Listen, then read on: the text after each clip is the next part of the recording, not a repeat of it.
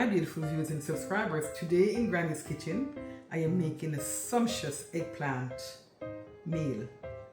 You don't want to miss this. You want to stick with me and see what I will do, what I'll create with this eggplant. Also with the eggplant, I am using zucchini and squash. I also will be incorporating ham, and I am going to top everything off with cheese. And there are other things that will be in that, in this special dish or this special recipe. You don't want to miss anything at all. Here I have my beautiful eggplant. I have my zucchini right here. I also have my squash right here. And I have this pre-cooked ham that I bought in the store. I have my Mexican 4 cheese that will be used for my topping. And of course, cannot leave out my red onion.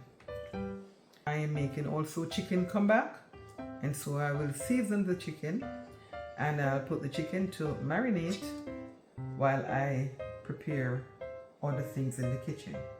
My viewers and subscribers, for any of my recipes, and especially for this exotic meal with the eggplant, if you choose to do this for your guests for Thanksgiving, it will be a go. So viewers and subscribers, stick with me as I make this meal. And as you know, Granny's cooking is the best. So enjoy.